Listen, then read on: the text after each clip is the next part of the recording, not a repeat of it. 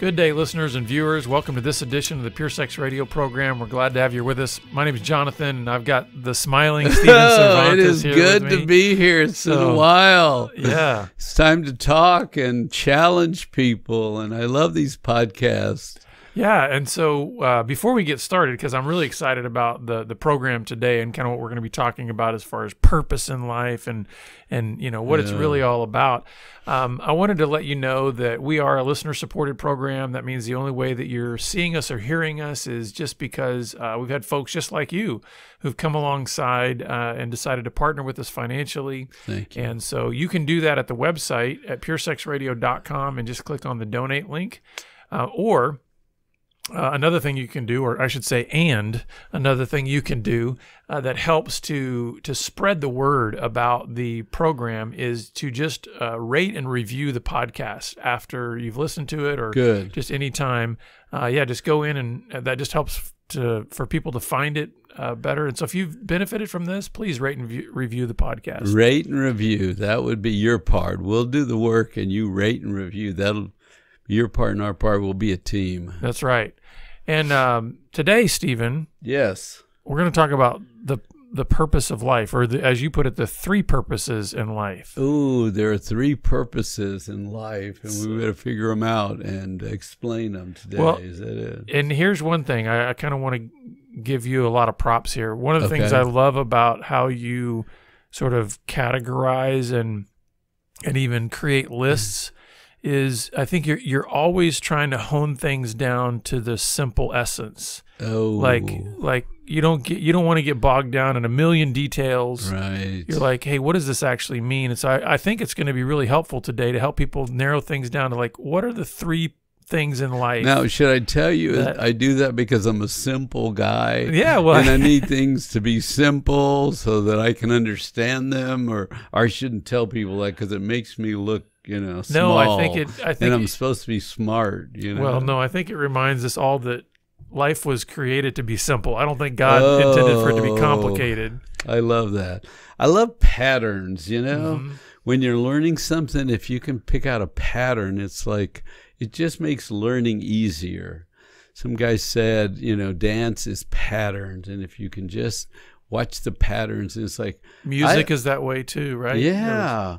And I think people are very patterned, and I think God is very patterned, and it just makes it easier on us, the creation, to understand God. When I was a teenager and my, dad is just struggling with being the dad of a teenager who had this room that looked like a bomb had gone off in it, he would love to remind me of a verse in Scripture that says, God is a God of order.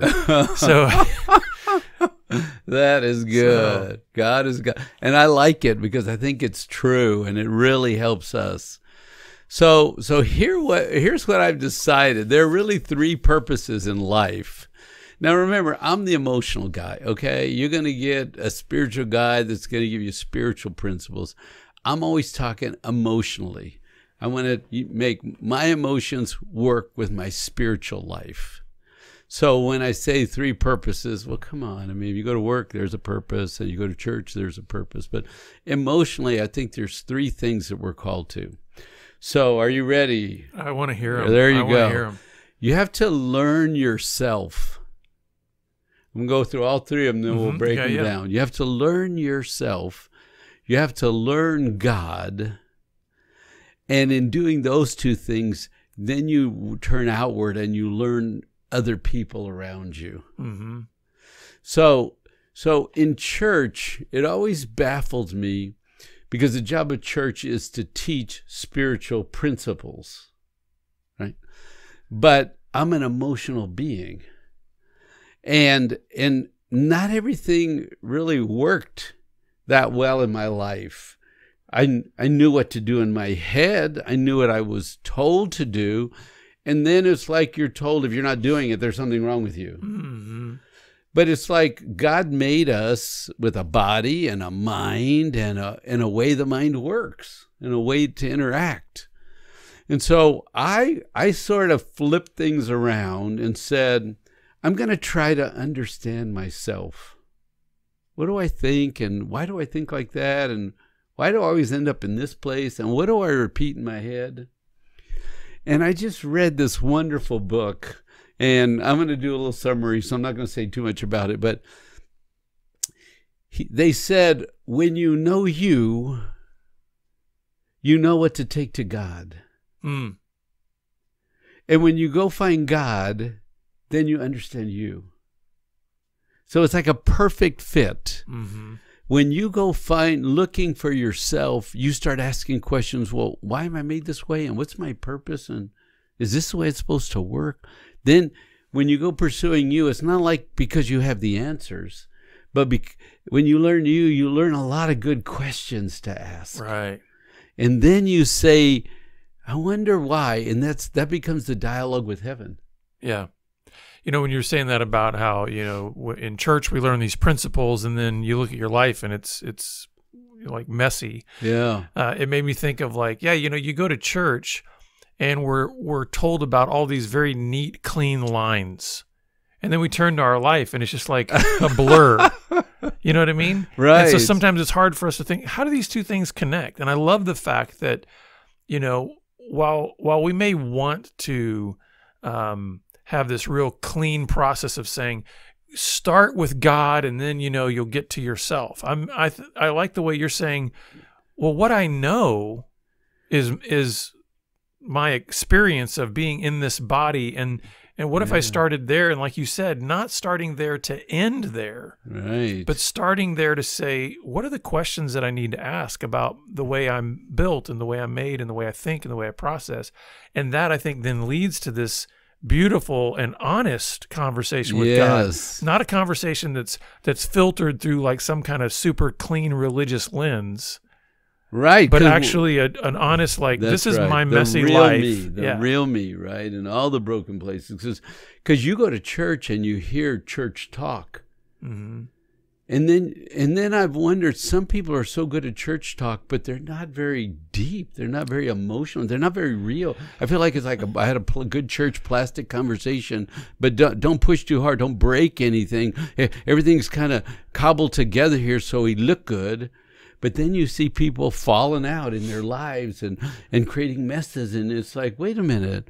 We're spiritual and we're emotional, and God knows that. So one of my all-time favorite movies is Princess Bride. Okay. And there's the guy in there that's always saying inconceivable, inconceivable, and they're saying, I don't think that word means what you think it means. And sometimes I feel like, oh, that's good. And so I knew this guy one time who would always try to use bigger words than what he actually knew the definition of.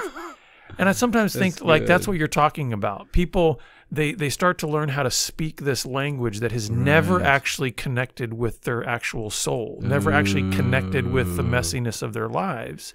And it's like, I think, hey, let's scrap the facade, right, and actually go on. I truly do like the order in which you've put this. It's not to be, dismissive of the need to learn God and to obviously have a relationship. No. But I think what you're saying is, can we at least be honest enough to say where all of us start on that journey?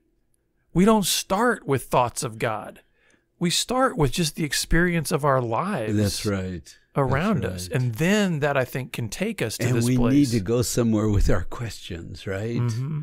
And to figure out, what are we made for, and how are we designed, and how do we work best, and does anybody have the answers?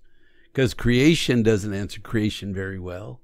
It takes a creator to answer those questions. And I want to make mention, too, of one of the things in the way that you've constructed this that I think is really helpful, is that you've used the word learn. Yes. To learn yourself, to learn God, to learn others. And I think that's to me, that reframes it in a different way of thinking. Like, for instance, I think any one of us could probably take these and say, we've heard in some way or another that we need to know ourselves, and we need to know God, and we need to know others, right? Yeah. But this feels to me, at least, and I mean, it could come across to our listeners differently. We'd love to hear your responses to this, but at least the way this initially hit me was, I felt more movement with this word. Mm. In other words, if I'm going on a journey of learning something, Amen. I've got to move. There's action involved in that. Simply It's knowing, dynamic. it's like I can keep that in my head, you know. And very fixed. Yeah. I know this, I know this, I know this. But we're learning has movement to it. Like I've got to keep That's I've got to it. keep exploring if I'm going to learn something. Yes. And so if you want to go find God and discover God, I think it's fabulous. Because in that process, he's going to talk about creation. He's going to talk about you and me, right? Or you could also say, you know, I'm a human being. We're human beings. So what does that mean? And why are we here? And what's the purpose? And so I think people mean well. But somebody will, I say, hey, I'm worried. Now, a spiritual person would say, well, don't worry. Be anxious for nothing. Yeah, But in all things. Trust God. Trust God. Right. And it's like, okay, I'll just stop because you told me to. Yeah, the conversation's over. We're isn't done. It? Yeah. You just told me what to do. Now, you know, I think God doesn't want us to be anxious. Right. And that's why he says, hey, don't be anxious. Find me, okay? And press in, and I'll give you some answers here. But to say don't fear. Fear's wrong. You shouldn't fear. Fear's bad. It's like, hey, I'm afraid. Yeah. I'm afraid. You can tell me not to fear all you want. It doesn't make the fear go away. That's exactly right. And I think if we realize I'm afraid is a very honest body grounding experience. And then I think to myself, when I say I'm afraid, I'm owning it and I'm putting it out there. Mm-hmm. And where am I putting it out? To who? To the Father. Yeah. Because I'm just admitting or confessing or embracing. And I want to live well in this body. And it makes me think, and I am gonna use a scriptural passage here, but I think the way it connects gives us this imagery of how God meets us when we express those emotions clearly. You know, when Jesus said, if you're weary, if you're heavy laden, come to me, and I'll give you rest. Amen. What I love about that is, like, if I come to him and go, I'm afraid, I'm hurting. Yeah. It's not as if now he's going to say, well, let me give you a lesson. Right. He's saying, you've come to me. Yes. And I'm going to give you rest. I'm not going to give you a lesson right now. I'm going to give you me. I'm going to give you my presence. I'm going to give you I'm my... going to sit with you. Yeah. I'm going to sit in the fear with you, and I'm not going to be afraid. You can be afraid, and I'm not going to be afraid. I'm not going to be lost. And while you're telling me, you know, we're like children when the kids say, you know, I don't know what to do. It's just a beautiful thing. And that's part of this symbiotic relationship, I think, between learning yourself and then learning God, is because it's out of that questioning that when we bring those questions into the presence of God, we experience and learn something about him. Yes. That maybe we wouldn't learn through a Bible study, or we wouldn't learn through an academic exercise in the just the head knowledge area. And I don't want any of our listeners to think that we are dismissive or derogatory towards such things as Bible study. Yeah, and it's like no. But I think what we've done is we've elevated that to a place in the church that we've made it seem as if you can check all the boxes and have all the quote unquote right answers on your Scantron, right, then somehow you're a mature follower of Jesus and you somehow know yourself and know God well. And what we're trying to say is, let's push against that, because I don't think that has produced these vibrant disciples of Jesus like we think it has. Yes, that's right. And we want people to know the church and God are real and work and transformational. Mm-hmm. Right? That's the message, is that we're all being transformed. And it's okay to ask the question. It's okay to be stuck. It's okay to be afraid. Because I think, I like what you said, in his presence. Everything is in his presence. When we're just talking, we're in his presence. And he'd like to engage us there.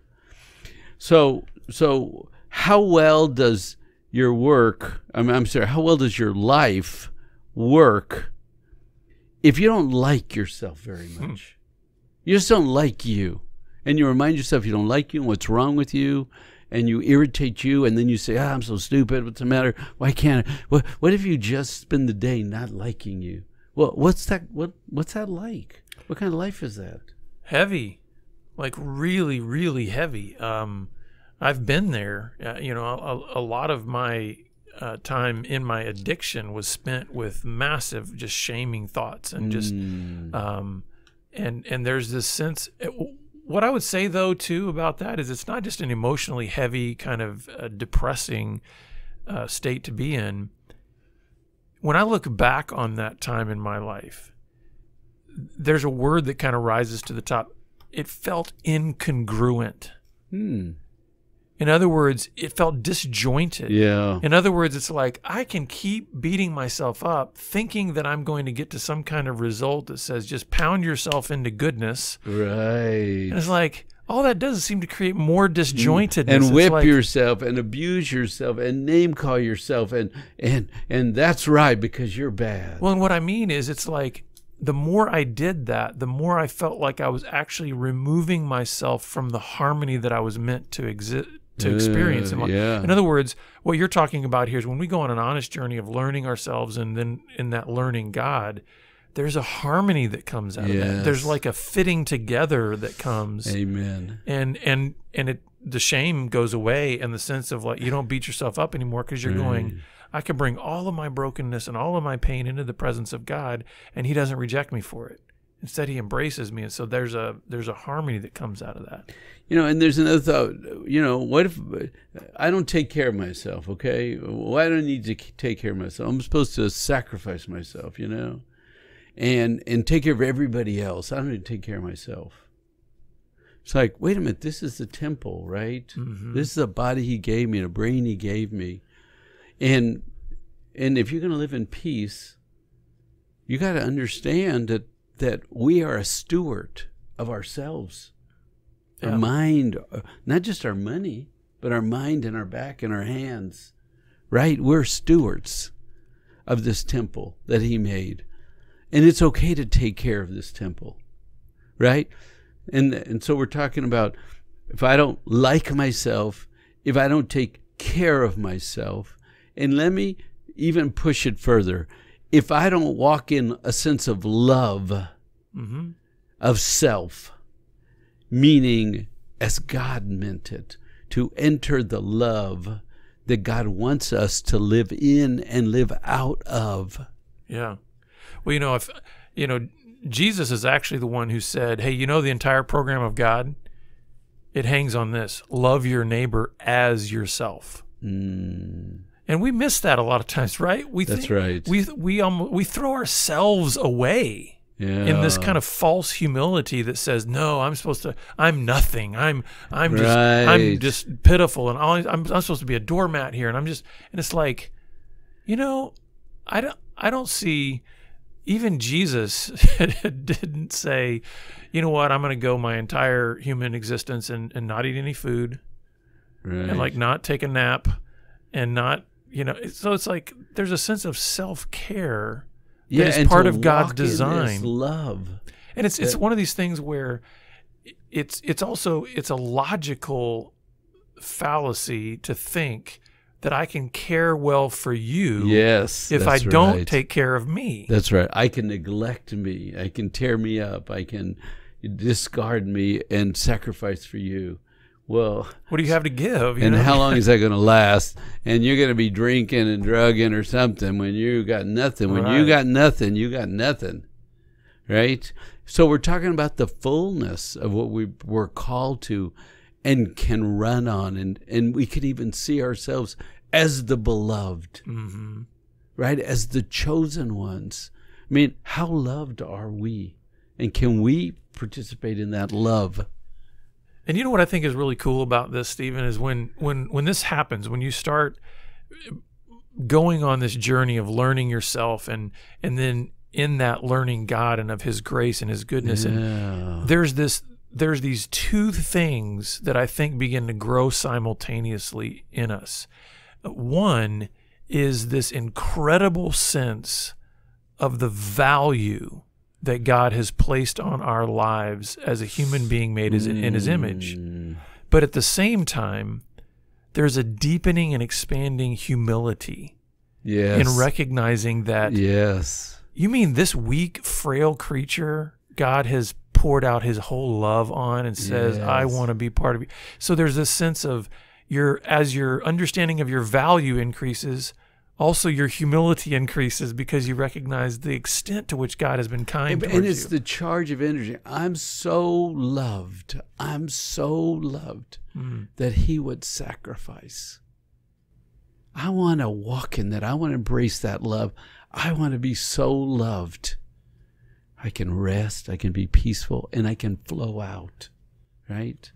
And that's kind of where you're going on this in the third piece, right? Is out of this learning Good, yes. of yourself and God, then there's this learning of others. You're free then to actually say, I can explore your life, and it's not going to be a threat to me. Yes. It's not going to break me And I up. say, I'm so scared. And you can say, okay. Let's talk about it. Yeah, it's just fear. It's just fear.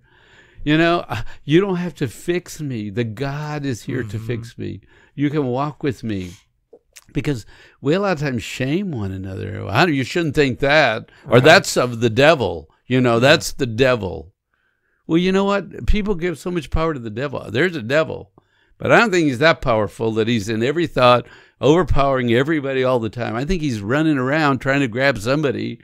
And it's like, no, we do this to ourselves.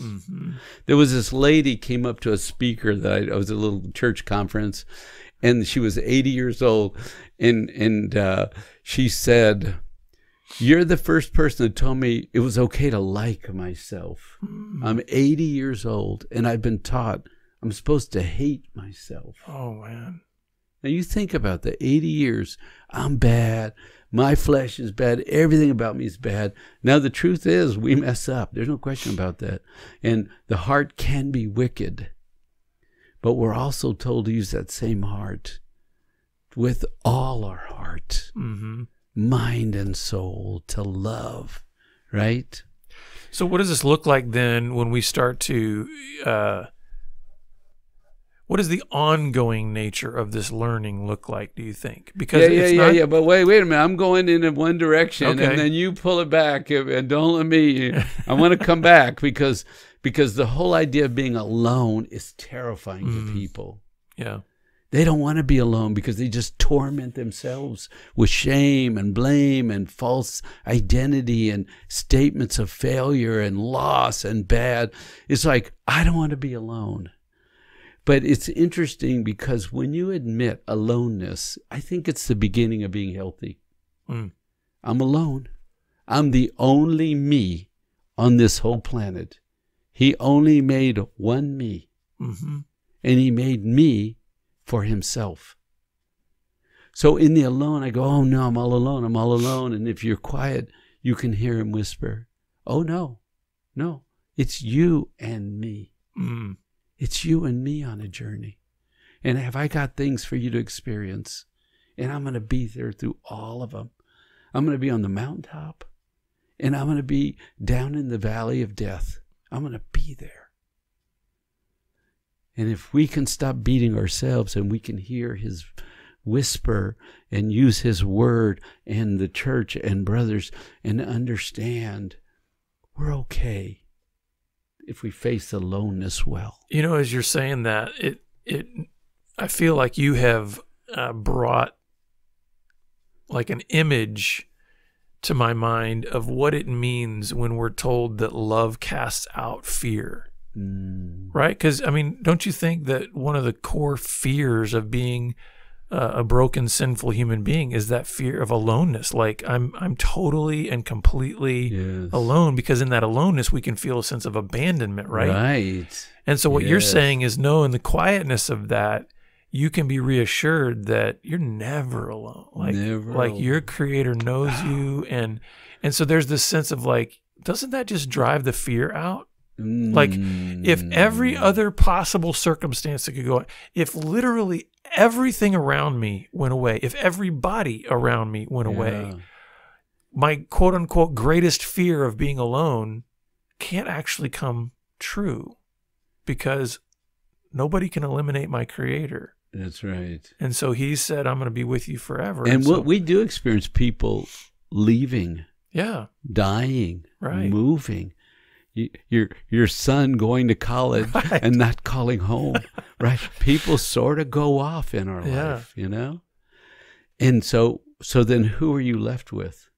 It's you and your maker in the morning saying, good morning, what do you have for me today? He said, I made a beautiful world for you today, and have I got some things that you're going to learn and discover today? And when you go to bed at night to say thank you, there are great things that happen, and some things are bothering me. I hope you got your eye on that thing, and I'm going to bed now, and we'll see you in the morning. Right? So aloneness doesn't have to be the worst thing.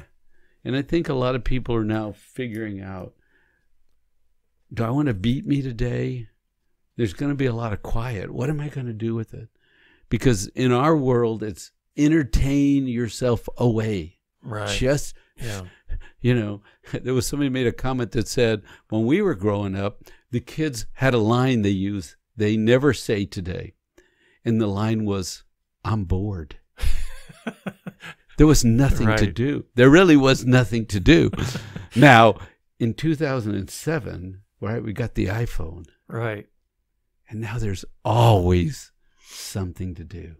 Which is why kids today, if they did use that phrase, would get a weird look from somebody like, what's boredom? What are you talking about? How can you be bored? There's 1,000 different things to do. So as we kind of spend the last couple minutes wrapping up here, again, this idea of learning being an ongoing thing. Yes. What I like about that, Stephen, and I'd love for you to comment on it, is why is it so important that we engage these purposes here of learning myself, learning God, and learning others as an ongoing thing, not as something like, hey, I'm going to be able to put it in a neat little box and tie it up and be, you know, I'll get to a point where I'm done learning me. Yeah. Or I'm done learning God, I'm done learning others. Why is it important to have that ongoing? It's so beautiful because he made us 10, then he made us 20, then we get to be 30. And I always say, man, I'm 66. I could be a great 40-year-old right now. I could just be really good. But you know what? He said, we already did that training. We're going to do the 66-year-old training now. And it's like, I don't know what I'm doing. Right. And if you don't know this, I'm going to tell you, everybody's faking it.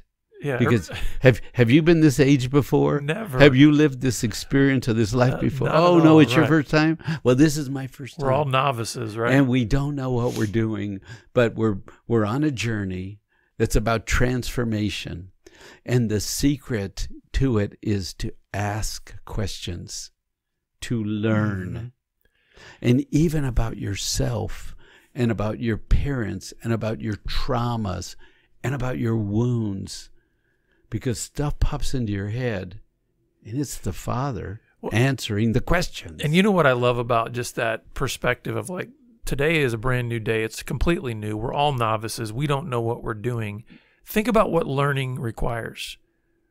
Learning requires ignorance. Ooh, Think about that. That's good. You can't say you've learned something if you can't admit you were ignorant of that same thing. Ooh. So think about the freedom that gives us when we wake up each day. Yeah. Lord, I'm completely ignorant towards this day because I've never been here before. But I'm going to have a learning posture because the only way I can learn is because I recognize I don't know what I'm doing in this day. That's right. But I'm going to go on a journey of knowing me and knowing you and learning other people. And I think it just frees you up to have some joy in the process. And I think that this is going to sound odd, but most ministers like to say, well, I had this problem and I'm cured. And I'm cured. Okay? That doesn't come from these microphones, does it? But if you said, I really don't know what I'm doing, I'm just like you, and we're on a journey, and we're kids trying to figure out life, and I've lost some battles and won some battles, that would be much more interesting. Yeah. To say, hey, you're looking at humanity, and you know what God's showing me? Because sometimes we like preach to people to tell them. Right. But the beauty of us talking is like, what is God showing you? And what are you battling and talking to God about? And, and you know, that's the beauty of us. We're all in a battle. We're all learning, and we're learning new things. Yeah. And that's called life.